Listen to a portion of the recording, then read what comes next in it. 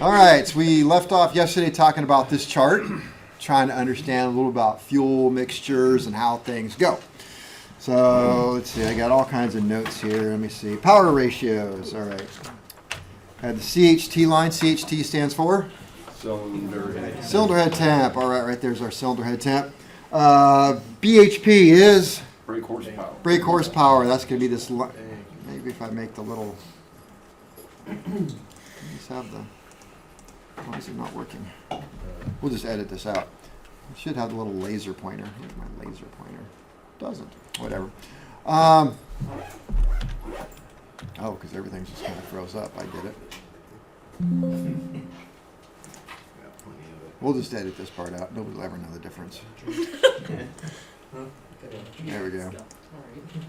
My laser pointer. Okay, there we go. Back to here. Now it's gonna. Okay, so we've got brake horsepower, right? More horsepower, less horsepower, and we have our brake-specific fuel consumption, which is a figure of economical operation. So, like miles per gallon. The lower it is, the better it is. So good is here. Good is right there. What about brake horsepower? Good is up here. Okay, temperatures. Up here is bad. So, all right. Let's see. I went off into the weeds there. Let's see, brake. No, we don't have to do that. All right, so we talked about the word stoichiometric, right? And we determined that stoichiometric does not necessarily produce the best power, right? Why is that?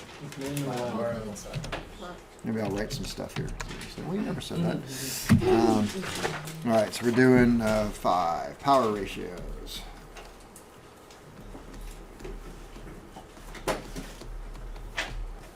And we're doing the one that right now this is for an IO 550. It's a Continental. What's IO mean? Okay. It's pretty much biggest engine Continental makes. You have 20 by 20? Yeah. All right, so we've got what do we got? We have the CHT line, which stands for cylinder head temp. We've got the EGT line, which stands for exhaust gas temp. We've got BHP, brake, HORS, horsepower. And the last one was brake-specific fuel consumption. So brake, or BSFC, brake specific fuel consumption. And that is a term that is used to indicate economical operation. So used to indicate economical operation. Like miles per gallon, but different. It is a ratio of pounds of fuel burned per hour to each brake horsepower to each brake horsepower produced. It is used, it's similar to and used interchangeably with specific SPC. I wrote SPC. I forget what that is. Specific, that'll come to me. All right, so for an example, brake specific fuel consumption equals pounds, P-O-U-N-D, pounds, fuel per hour divided by horsepower. Horsepower. All right, so for an example, we'll use a Cessna 150 with the Continental 0200 produces a whopping 100 horsepower. And the POH, what does POH stand for? Pilot Operating Handbook shows 5.8 gallons at 77% brake horsepower. So 5.8 gallons per hour. Gallons per hour. So we do 5.8. I gotta have pounds per hour. So if I have 5.8 gallons per hour, how do I convert that to pounds? Somebody else. Times 6. Okay. You have to remember, that's the number you got to memorize. So 5.8 gallons, well, 6 pounds per gallon. Multiply by 6 equals some number that I didn't write down. I think it's 348. I think 34.8 divided by what?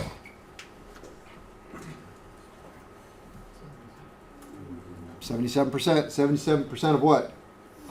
100, which so 77% times 100 equals 77. All right. So somebody's with me here. So the brake specific fuel consumption equals 0.45. Let's see, 0.45. What do we got over here? They just do it in pounds per horsepower. Let's see. Brake horsepower. Well, that chart goes somewhere between 350 to, it's points. So 0.3, 0.4, 0.45. Where's my little Cessna? 0.4, wow, way up here. So how's that little tiny 100 horsepower end up way up here? The 550 is way down here. What's that? Low fuel consumption. Something a little different. Remember, it's a ratio. Efficiency per power. It's efficiency. So which more efficient? The mighty Cessna 150 or the IO 550? It looks like the IO 550 is more fuel efficient. You guys follow me? Because everybody looks like lost and nobody's saying anything. That was a little fast. Huh? I thought you said the Cessna was more efficient than the 550. Did I just mishear that? That the 150 is more efficient? Yeah. No, the 550. The 550 is more efficient than the 100. The 0200, I should say. So everybody's lost. Could you recap? Yeah, I could keep up with this. So I should have just skipped that part. Okay. So if you fly here to San Diego in a 150 Yes. versus flying an IO 550, you're Yes. actually going to have better fuel economy with the 550 than Yes. you will with the 150. Yes. Make you burn less fuel. Yes. With the 550. Down on the slide. I mean, Hello for O. All right. So all over again. We did some math. Okay, what does it take on the math? Number one, if I tell you I burned 5.8 gallons per hour and I said how many pounds is that, you better be able to what? Be able to convert it to pounds. So gallons to pounds, multiply it times 6. We did some math. We got how many pounds per hour did that little Cessna 150 burn? 34.8. At what power setting? 77% of its max rated horsepower. What's its max rated horsepower? 100. So that means if I'm doing 77% of 100, I must have how many horsepower? I tried to do easy math. Do the math on that. 34.8 divided by 77 equals 0.45. Everybody follow so far? Mm-hmm. What is 0.45? It's that number right there. It's the brake specific fuel consumption number, which in cars we use miles per gallon. In this we can just do, well, it's 0.45. What is that telling me? 0.45 what? It's telling me how economical the engine is. It's a ratio. It's like an index. It's a ratio, yeah. So now we can take that 0.45 and store it right here and go, hey, how does that compare? This is a what size engine? 150. Oh, 200. An O200. How many cubic inch? 200 cubic inch. All right, we're looking at this right here. It's an IO 550. How many cubic inch? 550. 550 versus 200. Let's see, if we double 200, we get to, we're still not there. We triple it, we're 600. Very close. So this engine is nearly 3 times the size of an O200. And I said, okay, so we look over here on the left, these numbers right here, that is 0.350, 0.40, 0.45, and 0.5. So this 550 is running somewhere between 0.425 all the way down here to 0.375 up here to 0.475. Follow so far? Yeah. Let's compare it to the mighty O200. Where did I end up with my brake-specific fuel consumption? 77% horsepower? 0.45. On this line right here. So then I said, how is it possible that this little engine is getting worse numbers than the giant 550? Because it's not. And the answer is, 550 is more efficient per horsepower. it's more efficient for horse. That's all we're saying. It'll still burn more fuel overall, but it's more efficient per horsepower. More efficient per horsepower, right? Yeah. So it's still going to be, yes, so don't confuse that. It's still going to burn a whole lot more fuel. You know, if you say, wait a minute, you're telling me a 550 burns less fuel than an O200? Well, shoot, I'll put in a 550 my Cessna 152 then. I'll go faster. Yeah, make sure you put a bigger tire on the front. Catapult. So it's just, kind of a, figure that out right there. So it's not NABS, it's a ratio of how efficient it is. Okay, got that? And why does that mean anything? Well, because we want to be able to look at all this chart and go, yeah, but is that efficient? And we can look down here and go, this is most efficient right here. Oh, right here's the most efficient? The green line? Well, that's funny. I wonder why there's a green line. Because I put the green line there because it's the most efficient. How did I know it's the most efficient? It's the bottom of the Because the bottom of the line dripped. So most efficient right there. Okay. So most efficient right there. All right. And so most efficient, that means it's the, you can read it, best economy, which is 30 to 70 LOP. What does LOP mean? Lean of peak. Lean of peak what? EGT. EGT, exhaust gas. All right.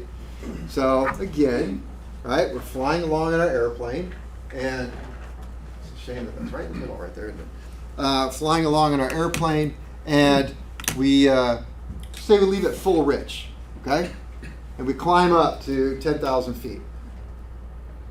I should ask this question while I'm at. Why is there a red knob in the airplane? To control your fuel mixture. Do you guys want the air conditioner on? Because it seems cold, and I'm wearing a sweater moving around. You turn it on. This is I think the temp outside. Let's open the windows. Yeah, okay. Well, all right, forget it. Nobody's going to answer. All right. Why is there a red knob in the airplane? To adjust the fuel mixture. Adjust the fuel mixture. Why do I want to adjust the fuel mixture? What would be the number one reason why I want to adjust the fuel mixture? To get the best power. What's that? To get the best power. How come you didn't do an oral today? Yes, to get the best power. All right, it's not about saving the spark plugs and the lead and all that. I mean, that's a great byproduct of it. But the whole point is to get the best power. So if I take off in an airplane here, I want to say my airplane, but whatever. Take off in an airplane right here. Let's see, would this chart do it for me?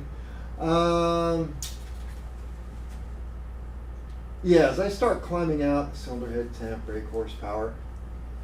Yeah, I'll be running really, really rich as I take off. I don't want to confuse you by using that one. I'll be running really rich. I'll be running rich when I take off here. Why? Because the carburetor's programmed to make it rich.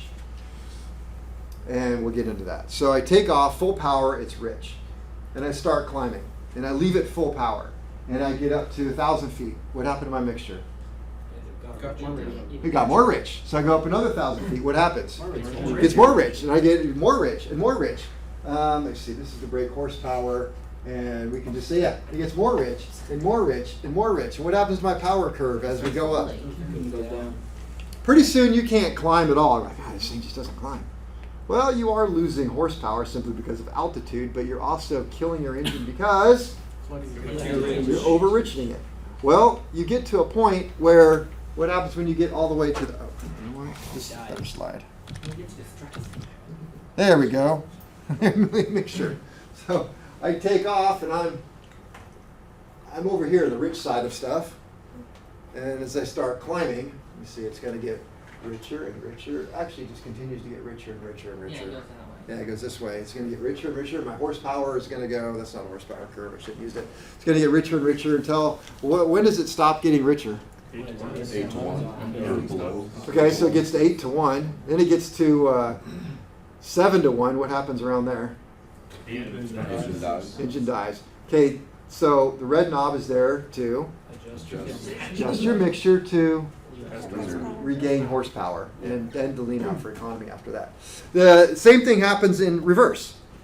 Climb up to, say, 12,000 feet. I've done this. The whole scenario here. Climb up to 12,000 feet. Lean it out. Okay, so at my airplane, I can't go rich at peak, or it's pretty much peak for my 2 center cylinders because it's a carbureted engine. So I'm up at 12,000 feet. I lean it out, pull it back till it runs a little rough. Push it until it just runs smooth. That's pretty much peak. And I'm flying along at peak, and I'm like, it's time to descend. So I leave everything where it is, and I start to descend. That's how I like to do it. Use the speed, man. Coming down fast now. Coming down. Guess what? You get to about maybe 2,000-3,000 feet.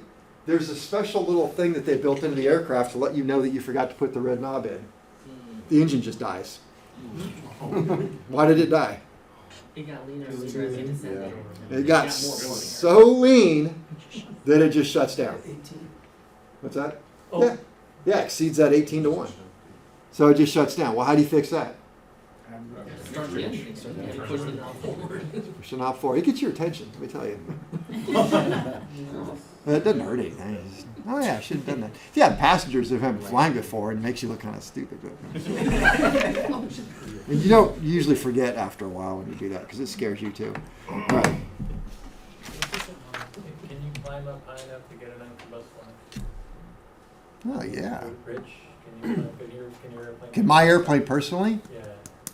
I think I would have to get into the Class A space to do that. And I feel even weird filing for that flight plan. You're going to do what now? I just want to see how high you can get. Yes. I'm just trying to see something here. What's your max altitude on yours? Service ceiling on mine? Yeah. I forget. Because I know 172 is like 13,000. I know. I was going to say it's high enough to do that. I was just trying to think World War II, but they all had turbochargers and superchargers. So, okay. We discussed the fact that stoichiometric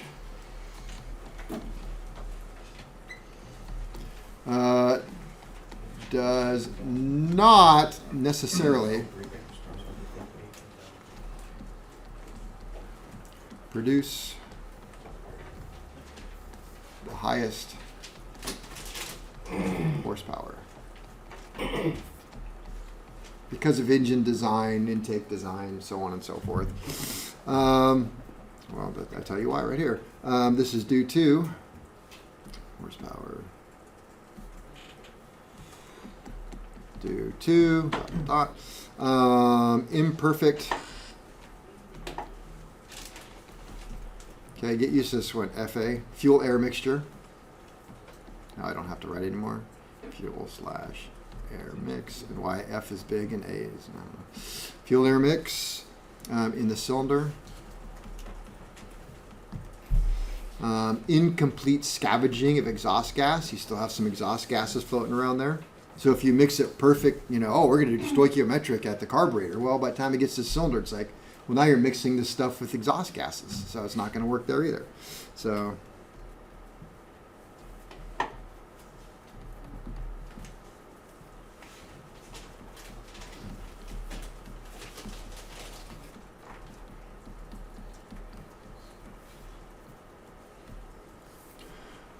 this is, let me see, the most power. I don't know what book I got this out of. The most power is produced with a mixture of about 12 to 1. So is that richer or leaner? Lean. Richer. So we went from 15 parts air to 1 part down to 12 parts air. So that means we've reduced the air, so that would mean richer, which is also 0.083, which is richer than stoic.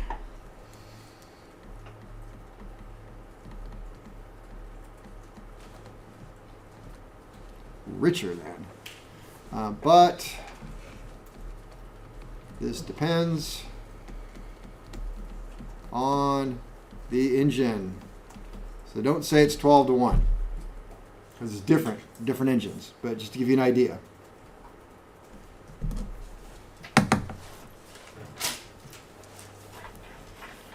Let's see, peak. That's a K. P-E-A-K. Peak. EGT. On my diagram, that is the red line. So not to be confused with a red line in the aircraft. You don't. EGT is not marked with any red lines whatsoever, if you remember. Let's see. Which way do I want to go? There. EGT. It's right down here. Although I just lied to you. What is there? The red line right there. I don't know why. Oops.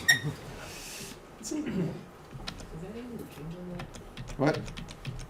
On a digital engine monitor system, isn't that able to adapt to whatever it happens to find as peak, depending what cylinder reaches at? I didn't quite follow. So as EGTs go up, Uh-huh. it technically doesn't have a red line yet. Right. But once one of the cylinders reaches a peak, it comes back down. It sets that as the red line. To show you a peak automatically. Mine doesn't. Lean find. Oh, the lean find. Yeah, I don't use the lean find in mine. Oh, okay. Yeah. Okay, so yes, there's a lean find function, and the Mike Bush and the guys say, "Oh, don't use the lean find." I have used it. It's a very slow process, and so you end up screwing it out a little bit, screwing it out a little bit, and it takes forever. And some of the things they say is really good, and they're more of a big proponent of what they call the big pull. So you just grab and go way back. Oh. And so I pull way, I know my airplane, it's about that far back, and then I'll start fine tuning it in and out. So yeah, it takes too long to do the lean find. But you can see all of these, they don't have any sort of red line whatsoever. Yeah. So no red line. So EGT, let me see, peak EGT on our little chart there. It is the red line. So that is the max EGT temp possible that you can obtain in that aircraft. So peak EGT is max EGT possible at that power setting. Right? So again, there is no max EGT. If you're trying to figure out, what's the max EGT for my airplane? Where are you going to find that information? Nowhere. Nowhere it doesn't exist. Which one? There is one number that you can get, and that is, if you remember, turbine inlet temp. So if you have a turbocharger, you do have a red line on a turbocharger, which you'll get from the manufacturer. But otherwise, there is no max EGT. It's just whatever you get, and it's completely dependent upon where you put the probe. Right? So they can't give you a number, because it's like, oh well, if they were, they'd be like, well, exactly where's your probe? You know, how many thousandths of an inch is it down, and then they could come up with something. Based on like the base. Yeah, it's based on, not some of mine usually runs about the same no matter what, so. Experience says no. Okay, max EGT, this is not best power. Not best power. All right, let's see what else. Enriching. Let's see. No, not.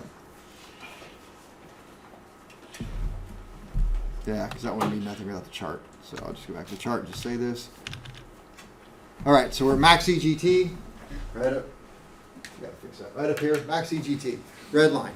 And if I push the knob in from that point, which way does it go? Rich. Goes to the rich. If I pull it back, it goes to the lean on the chart.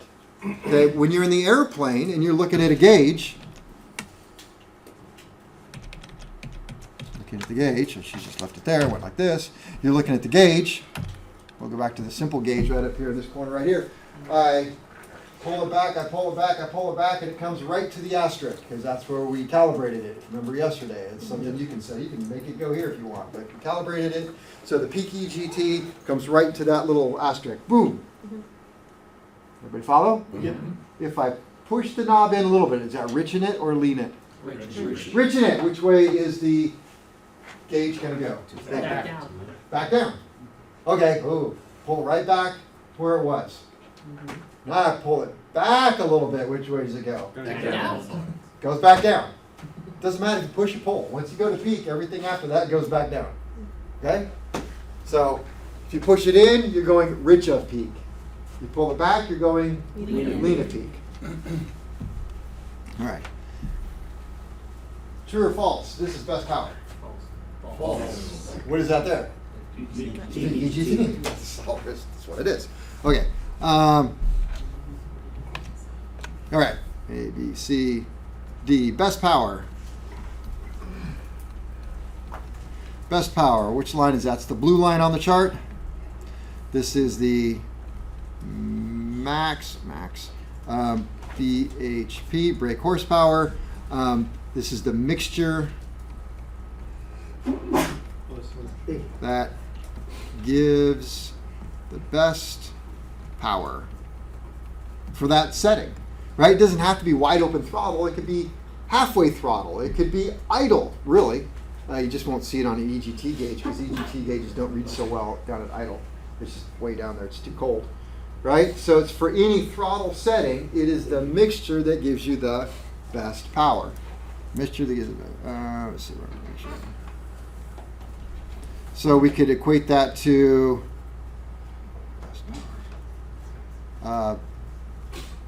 best miles per hour, not miles per gallon. And let's see where that ends up being.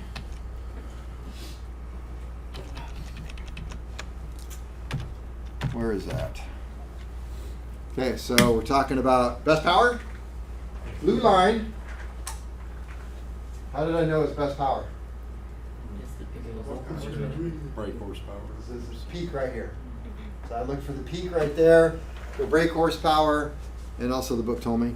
And so I look for that right there. Okay, that's right there, and I follow that up. And remember, I'm in the cockpit. I'm the pilot. I gotta get through. I gotta go potty, right? We gotta increase this thing.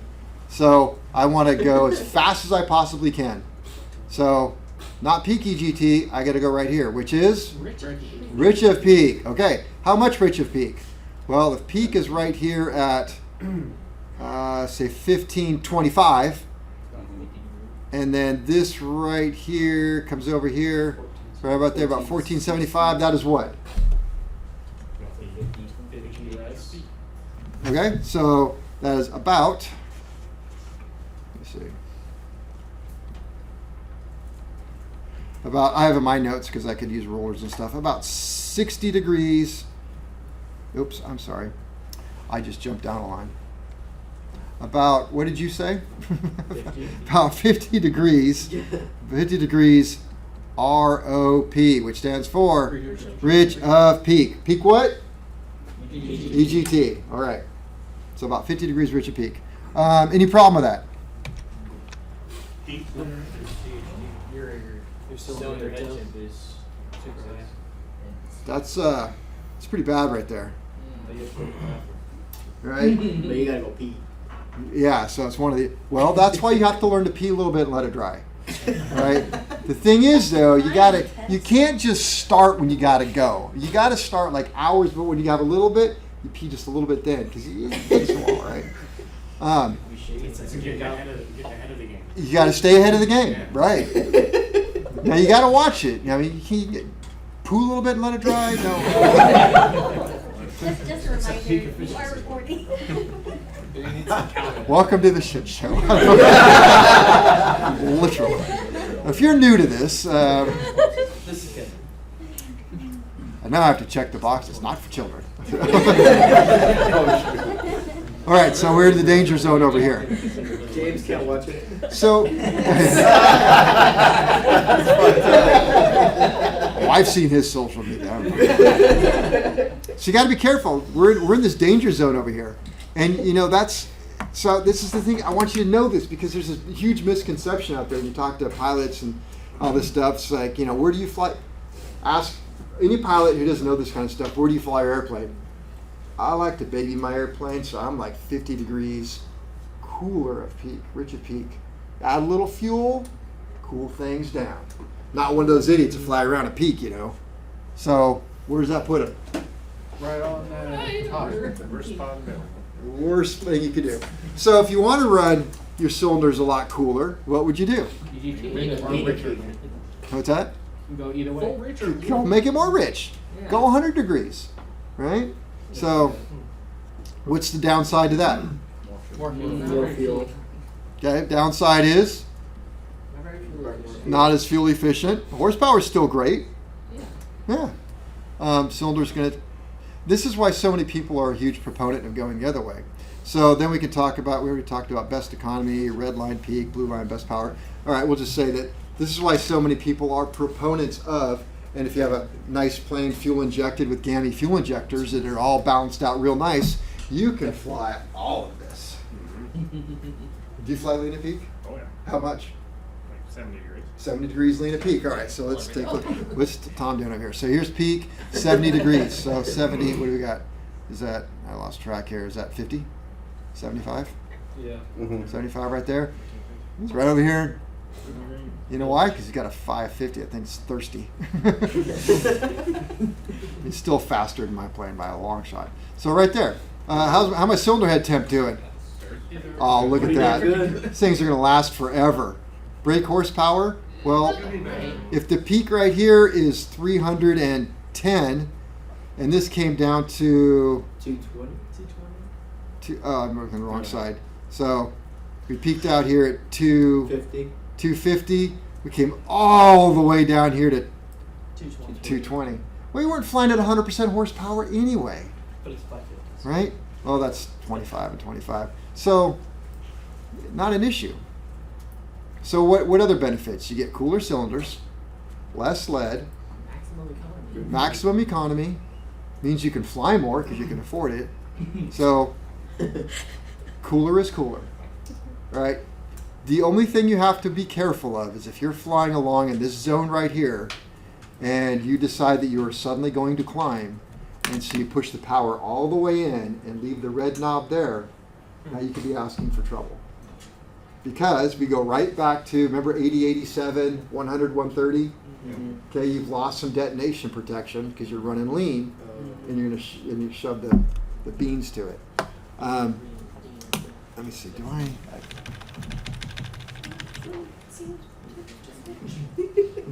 They talk about the red triangle area. So this is the danger zone. But honestly, that's not a detonation. It's actually, I forgot. I went to go do it real quick, think it was detonation. Now I look at it, it's not detonation. It's a it's cylinder head temp, which you can just get the same information right here. So, all right. So we good with that? Let me see. Best economy. Oh, I didn't do best economy, did I? All right. A, B, C, D, E. E, best economy. Best economy. That is the lowest, or I should say best, to make sure we're clear on that.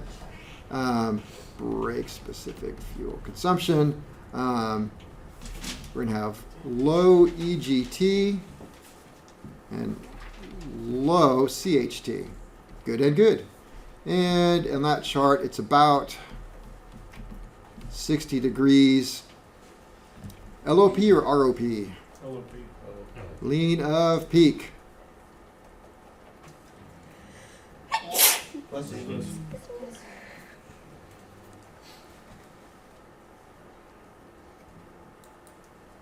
All right, I may have to cut some of this out. This is a little much here. You can only do that in a fuel injected airplane. Yeah, I got way too much stuff here. So, like 4 pages. So we can spend the rest of the day on this. So I'm not gonna. All right, so I'll just make some like general observations here. You can write down what you need to because I'm not going to go over all this. But it was called 6, Understanding EGT. All right, so EGT can be manipulated at any RPM. I'll write that. EGT can be manipulated at any RPM or power setting.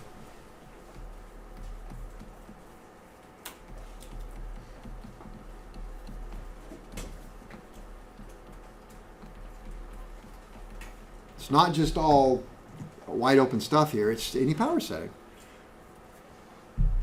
Okay, we talked about that. From peak, you can enrich in it, you can lean it. We talked about all that already. What happens if I turn off one magneto? What do I see? Mag drive. RPM. Talk about EGT. What happened to EGT? Why does it go up? Single flame front. Single flame front. So it takes longer to burn. So we're going to have some waste. So we're going to see EGTs go up instantly. Let me see. With one mag dead, the flame front takes longer to burn. The longer burn means less power is extracted, and there is more waste. Or fuel is still burning when exhaust valve opens. I don't think so. Talked about finding peak power, best power. Let me see a fixed picture. Okay. How do we find best power?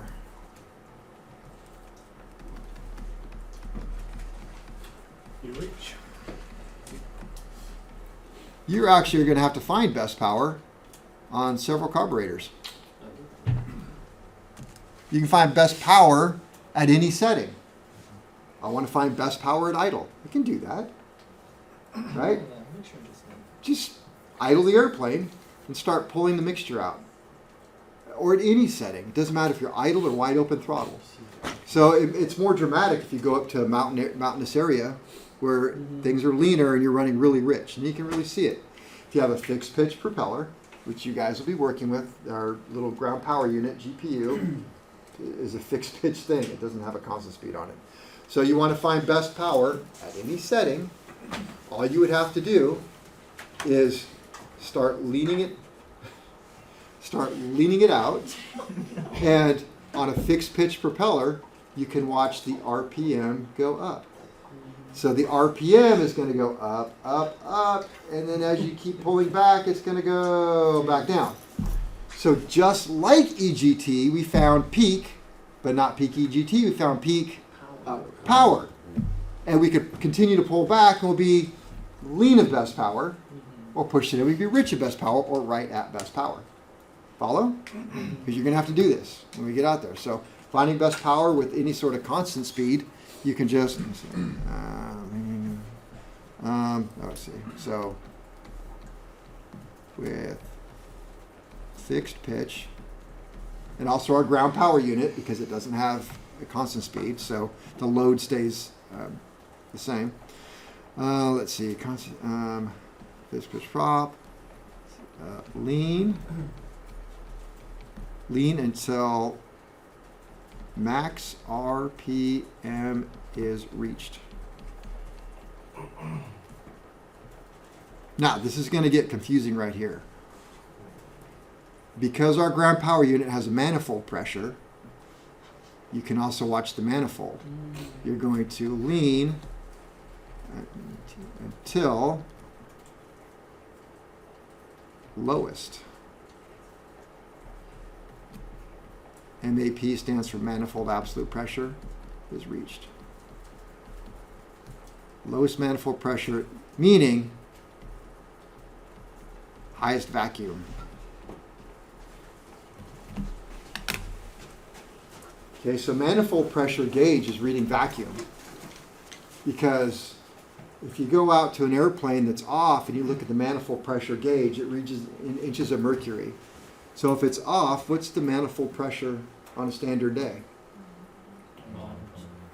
29.92, because the manifold, which is everything above the throttle plate, it's off. So all the air that's around us, 29.92, call it 30, just works its way into the intake system. It equalizes, and it tells you 29.92, 30 inches, because that's what it is outside today, okay? So we start up the engine and we idle it. And that throttle plate closes, and we have a sensor above it, manifold pressure, and the pistons are pulling back as hard as they can, just starving for air, but the throttle plate won't let it get any air, so what do we get in the manifold? Pressure or vacuum? Vacuum. Vacuum. So if we start at 30 inches off, vacuum's going to go 10. Huh? About that? With the plate closed. Yeah. It's going to go way down. Okay, so you got a heck of a vacuum in there. Right? So, going back to our thing, finding best power. You can't change the throttle when you're doing this, because we're looking for max RPM. I just opened the throttle, went higher. Okay, does that work? Okay, that's not. I want to find best power. Well, I'll just floor it. Okay, we're trying to find it based upon a mixture. Okay, so we lock everything down. Nothing can move but one thing, and that would be the mixture. If we're doing it in idle, you're usually doing the idle screw. And you have it full rich, the manual mixture control, the red knob, and you adjust the little needle that goes in. Everybody's kind of familiar with it. Okay, so let's say we're doing that. I want to find best power at idle. Everybody follow me? Okay, so I'm going to lock the throttle at, we'll say, 600 RPM. Okay, it's locked. You can't move the throttle. It's nailed down. The screws tight, whatever. Then we take the manual mixture control, the red knob, full rich. Got it? Okay. Then I take the little screw in the carburetor. Are you familiar with that so far? Yeah. Okay. And I don't know. I turned it all the way in and back 1.5. I don't know. Maybe I'm rich. Maybe I'm lean. I don't know. That can be a problem. So what you can do is you can screw it in a little bit more, keep it running. So if I screw that screw in, I just made it rich or lean. Okay, now we know it's lean, okay? Now I'm going to watch. I'll start unscrewing it. And it's going to go from super lean, and it's getting richer and richer, right? And so we can watch the RPM. It's up, up, up, up, and it gets to a point where if I unscrew it again, it starts going back the other way. So let's say we started at 600, and now I got it right up to 650. And then I screw a little bit more, it goes 649, 648. What did I do? Best power. Fast rich. So screw it right back in, boom, 650. Nailed it. That is the Best power. best power. Okay, but let's say now I want to do it with the manifold pressure. So I start it up, and I don't remember the exact numbers on manifold pressure, but it's just going to go the opposite. Right? Do the same thing. So we kind of got that screwed in all the way, so we're nice and lean, and we can say, oh, we're at 15 inches. And I back it out a little more, and it goes 15, 14, 13, 12, 11, 10, 11, 12. What are we going to do? Go back to 10. That's the best power. The engine is working as hard as it can at that fuel setting and pulling the hardest it can. That's why you get a low manifold pressure at that. Now on carburetors, for aircraft, we want it to be about 25 to 50 RPM rich of peak power. Follow? So going back to either scenario, I'm going to back it out until I get max RPM and lowest manifold. If you're doing this, don't make yourself crazy by trying to match them up. Because sometimes one needle's kind of bouncing, and that's why you go to the other one and just pick one. And pick one and go with it. And then we find peak. Now what do we want to do? We want it 25 to 50 degrees rich. So what do we do? I said degrees. That was not the right thing to say. RPM. See, we're going to screw it in until this goes down and this goes up. In your project sheet, I tell you exactly the correlation between manifold and this. So I'll say, just if you use the manifold, make it go up by this much. I don't remember what it is off the top of my head right now, but I wrote it down for you. Okay. Same thing in an aircraft then. Now you're sitting in an aircraft, it's no different. You can set any power setting. You're up in the mountains and you want best power to take off. You can just push the throttle in, take it up to 1500 RPM, 1700 RPM, pull the red knob out, tug is 17, 1750, 70, 18, ooh, 18, 1750. Where's my best power? Back at 18. Push it back in, 18, your best power. All right, so our best power, by the way, what does it look like here? Because we can't see anything else. So we are at blue line right here. Is that okay? Yep. Gotta be careful here. So maybe you want to move it in just a little bit more and get it over to here. You know, just a little bit of safety, or go with that. But you got best power. Got it? Okay. Fixed pitch. What if I have a constant speed?